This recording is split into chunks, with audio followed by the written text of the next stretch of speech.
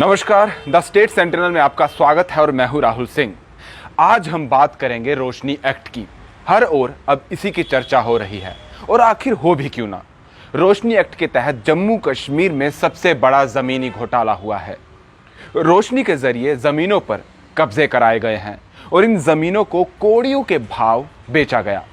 अब उन सभी लोगों के नाम सार्वजनिक होंगे जो रोशनी एक्ट के तहत जमीन के मालिक बने हैं और साथ ही 6 महीने में जमीन भी वापस ली जाएगी। आखिर क्या है रोशनी एक्ट? रोशनी एक्ट सरकारी जमीन पर कब्जा करने वालों को मालिकाना हक देने के लिए बनाया गया था। दरअसल जम्मू कश्मीर सरकार ने रोशनी योजना के तहत एक ऐसी व्यवस्था बनाई थी जिसके कब्जे में सरकारी जमीन है वो इस योजना के तहत आवेदन कर सकता है। इसके बदले उनसे एक निश्चित रकम ली जाती थी जो सरकार की ओर से तय की जाती थी। साल 2001 में फारूक अब्दुल्ला की सरकार ने जब ये कानून लागू किया तब सरकारी ज़मीन पर अतिक्रमण करने वालों को मालिकाना हक देने के लिए 1990 को कट ऑफ वर्ष निर्धारित किया गया था।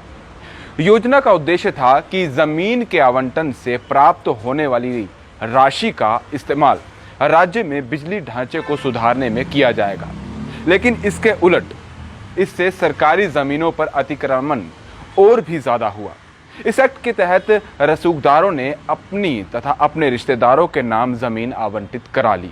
नवंबर 2006 में सरकार के अनुमान के मुताबिक 20 लाख कैनाल से भी ज़्यादा भूमि पर लोगों का अवैध कब्जा था। लेकिन अब रोशनी एक्ट मामले की जांच शुरू हो गई है। अब उन सभी लोगों के नाम सार्वजनिक होंगे जो रोशनी एक्ट के तहत ज़मीन के मालिक बने हैं।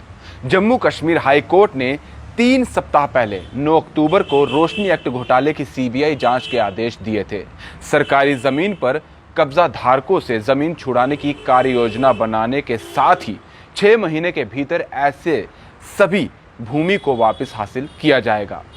जम्मू कश्मीर के प्रमुख सचिव राजस्व विभाग 1 जनवरी 2001 के आधार पर सरकारी जमीन का ब्यौरा एकत्र कर उसे वेबसाइट पर प्रदर्शित करेंगे। कौन सी जमीन पर किसका कब्जा है, इस बाबत सभी अवैध कब्जा धारकों के नाम सार्वजनिक करने की प्रक्रिया शुरू हो गई है। रोशनी एक्ट के तहत समय समय पर हुए तमाम संशोधनों को रद्द किया जा रहा है। सरकारी जमीन पर कब्जा धारकों से जमीन छुड़वाने की कार्य योजना 6 महीने के भीतर पूरी कर ली जाएगी। लाभ लेने वाले पूर्व मंत्रियों, विधायकों, ब्यूरोक्रेट, सरकारी कर्मचारी, पुलिस अफसरों, उद्योगपतियों, व्यापारियों समेत सभी प्रभावी लोगों के नाम भी सार्वजनिक करने को कहा गया है। साथ ही ऐसे लोगों के रिश्तेदारों तथा परिवार से जुड़े अन्य लोगों के नाम पर बेनामी सरकारी भूमि को भी सार्वजनिक करने को कहा गया है। अगर कार्रवाई में कोई अड़चन नहीं हुई तो जल्द ही उन लोगों के नाम सामने होंगे जिन्होंने सरकारी ज़मीन पर अवैध कब्जे कर अपनी मिल्कियत बना ली है। इस खबर से हमें दीजिए इजाज़त और आप बने रहिए द स्टेट सेंटिनल के साथ। नमस्कार।